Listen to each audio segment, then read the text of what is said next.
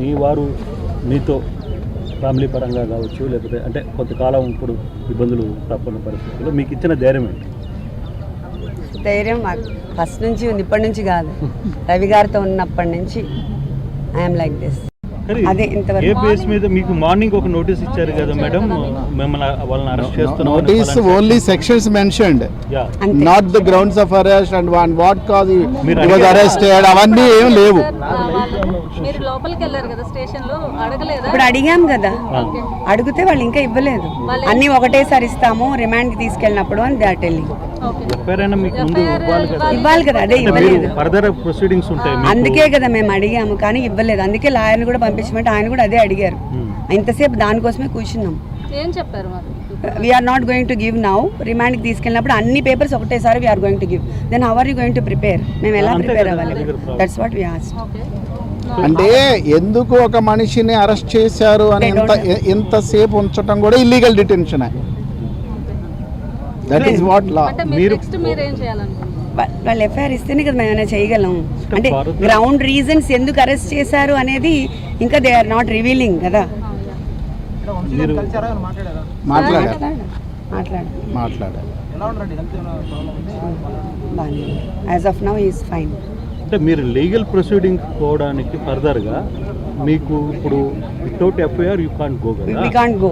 So మరి 1 day అయిపోతుంది almost all, మీరు లీగల్ ఇప్పుడు కాసేపట్లో మెజిస్ట్రేట్ ముందు హాజరుపరుస్తారు. సో అటువంటి సందర్భంలో అదే మనం చెప్తాం అక్కడ, వి కాంట్ టెల్ ఎనీథింగ్. మీరు మెజిస్ట్రేట్ ముందు మీరు చెప్పే అవకాశం ఉంటుందని అనుకుంటున్నారు? ఆయన చెప్తారు, ఇంకా మనకి ఎట్లా అవకాశం ఉంటుంది? ఇప్పుడు మనకి ఎఫ్ఐఆర్ఏ ఇవ్వనప్పుడు, సర్వ్ చేయనప్పుడు, బట్ మన చేతులు ఏముండదు కదా. We can't proceed further. So overall episode ఎట్లా అనిపిస్తుంది? ఎపిసోడ్ నేను పొద్దున్న నుంచి చెప్పాను, ఎవ్రీథింగ్ ఏం అర్థం అవ్వట్లేదు. ఇన్ఫరెన్స్ ఈస్ ఎప్పుడో జరిగినప్పుడు 44 మంది కేసు పెట్టారు. 44 మంది కేసు పెట్టడంలో ఎవరు దాన్ని ప్రేరేపించారు, ఎలా జరిగింది, స్టేషన్లో ఎలా పెట్టారు, ప్రెస్ మీట్ అనేది అందరికీ తెలుసు. 44 మంది పెట్టారు. అప్పుడు సిఐ గారు కూడా గాయపడ్డారు. తర్వాత దాన్ని ఎక్కడ కుక్ చేశారు? 91కు కుక్ చేశారు. కుక్ చేసిన తర్వాత ఇప్పుడు ఏం చేస్తున్నారు? ఇప్పుడు తీసుకున్నారు కస్టడీలోకి. ఇప్పుడు కూడా ఎఫ్ఐఆర్ చేయట్లేదు. ఏంటి డిఫరెన్స్ అంటే, రెడ్ బుక్ రాజ్యాంగం వాళ్ళు చెప్తారు, దాని ప్రకారం వీళ్ళు కుక్ చేస్తారు. పోలీసు వ్యవస్థ మొత్తం రాజకీయ వ్యవస్థలో ప్రభుత్వంతో నడుస్తుంది. వాళ్ళు ఏం చెప్తే అది చేస్తారన్నమాట కుక్. లేకపోతే ఏముంది ఇందులో, ఈ సెక్షన్స్ ఉన్నాయి, we're giving this FIR, we're going to remand him like this అని చెప్పడానికి ఏముంటుంది? చేయలేదంటే ఏంటి అర్థం? ఎంత కుకింగే కదా. స్టేట్లో ఏం జరుగుతుందో అందరికీ తెలుసు. ఇప్పుడు అతన్ని బెదిరిస్తే ఎలా వదిలేస్తాం మేము? ఇప్పుడు వంశీ గారే బెదిరించారు అనుకుందాం, ఎందుకు వదిలేస్తారు? వెరీ సింపుల్ కదా. అతనే చెప్తున్నాడు, నా చేత సంతకం పెట్టించుకుని సాక్షి సంతకం అని చెప్పి ఎఫ్ఐఆర్ కింద చేశారని చెప్తున్నారు. ఇవన్నీ చూస్తే ఎట్లా అనిపిస్తుంది? చెప్పింది కూడా మ్యాజిస్ట్రేట్ చెప్పారు. ఊరికినే ఏదో పత్రికా ముఖంగానే ఊరికిన ఎవరికో కాదు. 164 statement recorded by particular magistrate. ఎవరైతే కంప్లైంటెంట్ అనుకుంటున్న సత్యప్రసాద్ని ఈరోజు ఎర్లీ మార్నింగ్ వైజాగ్లో పిక్ చేశారు పోలీసులు, విత్ సీసీ ఎవిడెన్స్ కూడా లభించింది. వాళ్ళు ఇప్పుడు తీసుకుని వెనుకొస్తున్నారు. కంప్లైంట్ని పోలీసులు బలవంతంగా ఎందుకు పిక్ చేసి తీసుకురావాల్సిన పరిస్థితి ఎందుకు? ఇప్పుడు అదే ఈ కేసు నేపథ్యం చూస్తే ఫస్ట్ నుంచి రెచ్చగొట్టారు. పార్టీ ఆఫీసులో గొడవ చేసిన తర్వాత సీఎని కూడా కొట్టారు. తర్వాత ఎవరిని అడిగినా చెప్తారు, వంశీ అనే వ్యక్తి తెలుగుదేశం పార్టీకి టార్గెట్ అనేది ఈ స్టేట్లో ఉన్న ఏ వ్యక్తిని అడిగినా చెప్తారు. దీనికి ఆయన ఎలా పోరాటం చేస్తున్నాడో కూడా తెలుసు. వాళ్ళ మెయిన్ టార్గెట్ ఏంటి? They want to hit him. పవర్లో ఉన్నాం కాబట్టి మేము ఏదైనా చేయగలం. ఇది వంశీ గారికి కాదు, సామాన్య కార్యకర్తకు కూడా జరుగుతాం. వంశీ గారికే కాదు, ఎవరికైనా జరుగుతాం.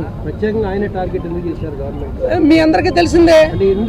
ఇప్పుడు ఆయన క్లియర్గా చెప్పాడు, నేను మాట్లాడలేదని చెప్పాడు. అయినా సరే మాట్లాడారని చెప్పి చేస్తున్నారు. నేను మాట్లాడలేదని చాలా సందర్భాల్లో చెప్పాడు. నేను కూడా విక్టిమ్ అని చెప్పాడు. ఆడపిల్ల అంటే ఎవరి పిల్లైనా ఆడపిల్లే. మీ పిల్ల కావచ్చు, నా పిల్ల కావచ్చు, ఏమి కావచ్చు, ఇంకోళ్ళు కావచ్చు, ఎవరైనా సరే. అంటే ఏ ఆడపిల్లైనా అనకూడదు అని చాలా సందర్భాల్లో చెప్పాడు ఆయన. అది మీకు తెలియదు కాదు, మీ అందరికీ తెలిసిందే. ప్రజాస్వామ్యంలో గౌరవ ముఖ్యమంత్రి చంద్రబాబు నాయుడు గారి నాయకత్వంలో పనిచేసే పార్టీ తెలుగుదేశం పార్టీ. ఇవాళ రాజారెడ్డి రాజ్యాంగంలో జగన్మోహన్ రెడ్డి నాయకత్వంలో 5 సంవత్సరాలు ఈ రాష్ట్రంలో అరాచకాలు సృష్టించి అనేక మంది మీద తప్పుడు కేసులు పెట్టి అక్రమంగా దోపిడీలు చేసి అదే కార్యక్రమాన్ని తప్పించుకోవడానికి ఈరోజు ఒక దళిత సోదరుణ్ణి గన్నవరం పార్టీ కార్యాలయం తగలబెట్టినటువంటి కేసులో ఎవరైతే ఫిర్యాదుదారుడుగా ఉన్నటువంటి సత్యవర్ధన్ కిడ్నాప్ చేసి భయపెట్టి అతనితో తప్పుడు స్టేట్మెంట్ ఇవ్వడానికి ప్రయత్నం చేసినటువంటి సందర్భంలో కుటుంబ సభ్యులు ఇచ్చినటువంటి ఫిర్యాదు మేరకు ఇవాళ ఉదయం గన్నవరం మాజీ శాసనసభ్యుడు వల్లభనేని వంశీమోహన్ గారిని అరెస్ట్ చేయడం జరిగింది. మేము మొట్టమొదటి నుంచి కూడా చెప్తా ఉన్నాం, ఎప్పటికైనా ప్రజాస్వామ్యమే గెలుస్తుంది. జగన్మోహన్ రెడ్డిని నమ్ముకున్నటువంటి ప్రతి ఒక్కరూ కూడా ఏదో ఒక రోజు అరెస్ట్ కాక తప్పదు. అధికారం ఉంది కదా అని చెప్పి విర్రవీగితే రేపేమవుద్దనే దానికి ఇవాళ వల్లభనేని వంశీ అరెస్టే ఒక నిదర్శనం. ఇవాళ అతనికి రాజకీయ భిక్ష పెట్టినటువంటి పార్టీ తెలుగుదేశం పార్టీ. అతనికి శాసనసభ్యుడిగా గెలవగలగడానికి కారణం తెలుగుదేశం పార్టీ. అటువంటి కన్న తల్లి లాంటి తెలుగుదేశం పార్టీ కార్యాలయాన్ని తగలబెడితే ఇవాళ ఏం జరిగిందో చూసాం. వాళ్ళ అక్రమ దోపిడీలు అవన్నీ కూడా ఎంక్వైరీలు జరుగుతున్నాయి.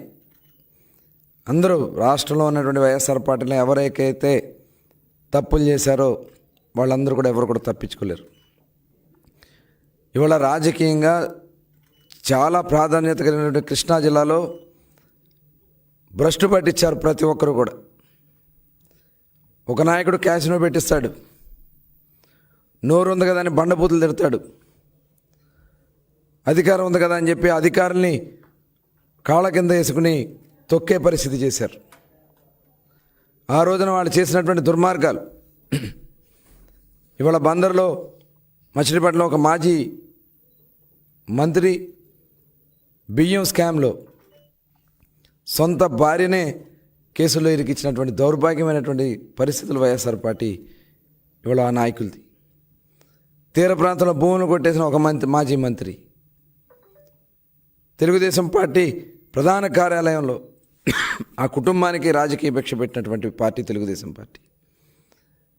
ఇవాళ దాడులు చేసి జగన్ దగ్గర మెప్పులు పొంది పదవులు పొందాలని చూస్తే ఏమైంది ఇవాళ మీరు చూశారు. ఇవాళ ఎవరు కూడా తప్పించుకోలేరు. ఇవాళ ఎవరైతే కంప్లైంట్ ఇచ్చారో అతని మీదే, ఒక దళితుడి మీదే ఇవాళ ఇలాంటి దుర్మార్గాలు చేస్తూ ఉన్నారంటే ఎట్టి పరిస్థితుల్లో కూడా ప్రభుత్వం చూస్తూ ఊరుకోదు. ఖచ్చితంగా ఎవరు కూడా తప్పించుకోలేరు.